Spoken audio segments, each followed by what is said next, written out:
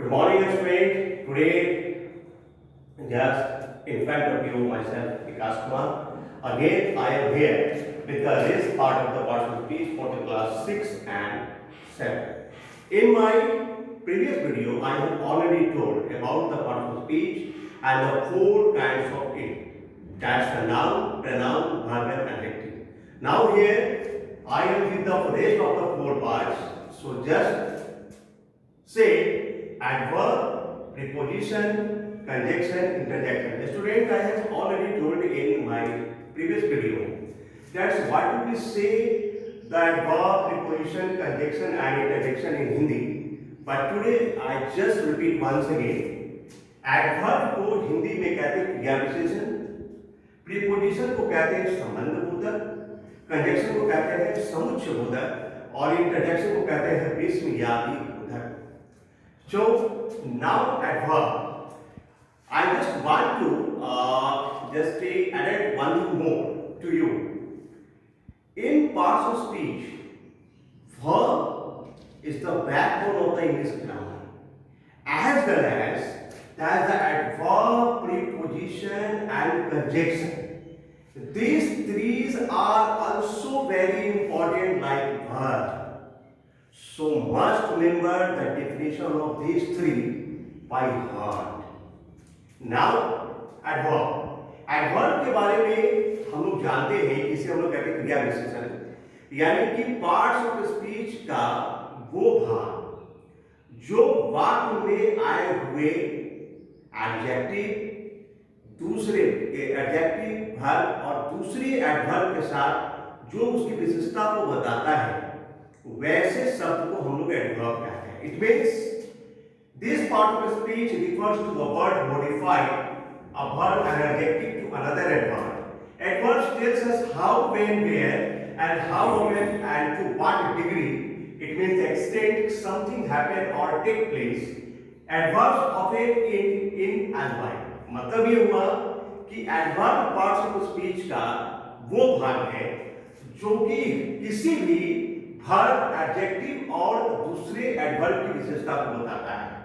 साथ में एडवर्ब ये हमें बताता है कि कोई भी क्रिया या एडजेक्टिव या दूसरा एडवर्ब कैसे, कहां, कब, कितनी बार और कितने फैलाव तक हो रहा है, इसके बारे में ये हमें बताता है.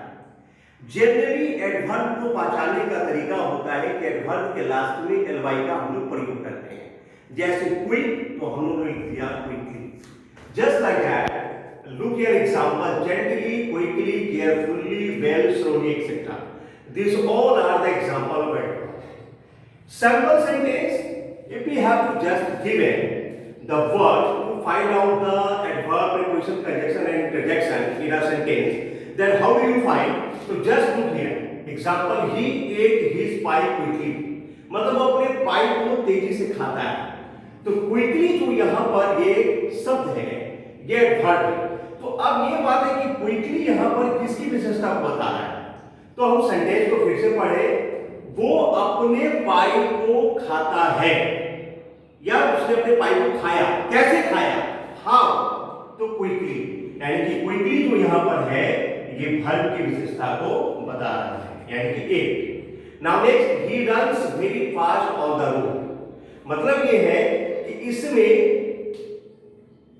एडवर्ब कौन है? तो आपका है. जैसे इसको हम देखें, वो तेजी से सड़क पर दौड़ता है. कैसे सड़क पर वो तेजी से दौड़ता है? तो बहुत तेजी से. इट मींस उसकी डिग्री क्या है? That is extension, very. तो वेरी जो यहां पर ये एडवर्ब है, ये फास्ट की विशेषता को बताता है कि वो कितना तेज दौड़ता है. तो बहुत तेज दौड़ता है. So remember that very is an adverb. Now that is the preposition. Preposition को कहते हैं संबंध बोधक. It means this part of the speech refers to a word or a group of words that shows its relation with another noun or pronoun or a verb. Therefore, it can also be called as a relation word and comes before a noun or a pronoun in a sentence.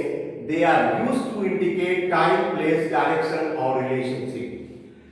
संबंध बोधक parts of speech का वो एक भाग है जो कि sentence में आकर किसी भी नाउन या प्रोनाउन या वर्ब के संबंध को जोड़ता है। ये हमेशा प्रायः सेंटेंस में नाउन या ड्यूटी के प्रोनाउन से पहले आता है और उसके रिलेशंस को जोड़ता है। इस कारण से हम इसे रिलेशन वर्ड भी कहते हैं। प्रीपोजिशन हमें हमेशा जोड़े गए नाउन या प्रोनाउन या वर्ब के संबंध में हमेशा समय, स्थान, डायरेक्शन और रिलेशनशिप की बात को भी करता है। As for example, in, on, into, at, by, upon, across, etc. is the example of preposition. जैसे हम लोग, जैसे अभी के समय में मैंने कहा कि आप लोग कहाँ, तो आपने जवाब दिया sir we are in my house. We are in my house मतलब हम सभी अपने घर में हैं, तो we is here the pronoun and house is noun. तो आप कहाँ हैं, तो घर के अंदर, यानी कि आपके और घर के बीच में रिलेशन कौन जोड़ रहा है, कौन बता रहा है, इन। सो इन इज अ प्रीपोजिशन जो कि एक प्रोनाउन और नाउन के बीच में सेंटेंस में दोनों को रिलेशन को जोड़ रहा है कि हम लोग कहाँ हैं, तो हम लोग घर के अंदर हैं। जैसे हमने कहा the book is on the table, किताब कहाँ है, टेबल पर है, तो बुक भी क्या हो गया नाउन, टेबल भी नाउन हो गया। दोनों के बीच में क्या रिलेशन बता रहा है कि किताब जो है वो टेबल के ऊपर है, जस्ट प्लेस को इंडिकेट कर रहा है और वो टचिंग मोड में है। वो क्या है, टचिंग मोड में है कि किताब टेबल के ऊपर रखी है। तो टेबल और बुक को दोनों को कौन जोड़ रहा है, उसके संबंध को ऑन जोड़ रहा है। जैसे हमने कहा the sky is above our head, आसमान हमारे सिर के ऊपर है, तो ओवर यहां पर क्या कर रहा है, ये बता रहा है कि आसमान हमारे सिर के कहां है, ऊपर है। It means there is no touch, हमारे और आसमान के बीच में कोई टच पार्ट नहीं है, बट वो इंडिकेट कर रहा है उस प्लेस को कि आसमान हमारे ठीक सिर के ऊपर है। सो रिमेंबर दैट कि हमेशा प्रीपोजिशन जस्ट सेंटेंस में आकर किसी भी नाउन या प्रोनाउन या दो नाउन या दो प्रोनाउन या वर्ब या नाउन के रिलेशन को बताता है, साथ में वो हमेशा इंडिकेट करता है समय को, स्थान को, दिशा को और उनके आपस में रिश्ते की गहराई के बारे में बताता है। So as for example he sat on the carpet, वो दरी पर बैठा है। He is a pronoun and carpet is a noun. वो कहां बैठा है, तो बता रहा है कि वो जो है कारपेट के ऊपर बैठा है, मतलब दोनों एक दूसरे के टचिंग मोड में हैं। That is the place. Now look under the pillow, तकिए के नीचे देखो, कहां देखो, तो तकिए के नीचे देखो। तो अंडर हमें बता रहा है कि बिछावन के ऊपर में तकिया है, दोनों के बीच में रिलेशन है, कोई चीज उसके अंदर रखी हुई है, नून वस्तु जिसके बारे में हम नहीं जानते, खोज रहे हैं, उस वस्तु और पिलो के बीच में रिलेशन कौन जोड़ रहा है, अंडर जोड़ रहा है कि वो वस्तु कहां है, तो पिलो के नीचे है, under. So again that is just reflection of the place. Now बच्चों हम लोग आते हैं कंजंक्शन पे। कंजंक्शन को कहते हैं समुच्चय बोधक। It is also called the joining word, यानी कि किसी भी दो सेंटेंस, दो फ्रेजेस, दो क्लॉजेस को जोड़ने वाला जो शब्द होता है, जिसका वो भाग जो इन दोनों को जोड़ दे, उसे हम लोग कंजंक्शन कहते हैं। So just look at this definition. This part of the speech refers to a word that joins two or more word phrases or clauses। Part of speech का वो भाग जो किसी भी दो या दो से अधिक शब्दों को, फ्रेजेस को और क्लॉजेस को जोड़ दे, उसे हम लोग कंजंक्शन कहते हैं। It means conjunction is a joining word. किसी भी दो या दो से अधिक शब्दों को जोड़ना या फ्रेजेस को जोड़ना या क्लॉजेस को जोड़ना एक सेंटेंस में, ये काम होता है कंजंक्शन का। एग्जाम्पल के तौर पे देखो एंड, बट, और, सो, आइदर, और, etcetera. We are very familiar with the conjunction. जैसे अगर हमें कहना हो कि एक व्यक्ति ईमानदार भी है और अच्छा भी है, तो उसको कैसे बोलेंगे, हाउ? तो हम क्या बोल सकते हैं, ही is a honest and very good man. अगर वो एक ईमानदार और बहुत अच्छा आदमी है, तो इसमें एंड ने क्या किया, ऑनेस्ट को और वेरी गुड मैन को जोड़ दिया। जैसे अगर हम लोगों ने बोला my father is an honest man, my father is a very good man. अब हम एक ही व्यक्ति के बारे में दो चीज बता रहे हैं और वो भी दो सेंटेंस में। तो कंजक्शन कहता है कि जब एक व्यक्ति के बारे में दो क्वालिटी बताई जा रही है, उस दोनों को ऐड ऑन करो। कैसे करेंगे? तो my father is an honest and a very good man. It means and ने क्या किया? ऑनेस्ट को और वेरी गुड मैन दोनों को जोड़ दिया, यानी कि एक ही व्यक्ति की अब दो क्वालिटी एंड के साथ हमारे सामने आ गई। So this is the behave of the conjunction, कि जो किसी भी दो या दो से अधिक सेंटेंस को, फ्रेजेस को, क्लॉजेस को जोड़ता है। As for example, he wants to go but he can't। It means कि वो जाना चाहता है परंतु वो कर नहीं सकता, मतलब कि वो वहां पर जा ही नहीं सकता है। तो दो वाक्य को इसने कहां जोड़ा? तो बट ने ऐड कर दिया। She is honest and hardworking.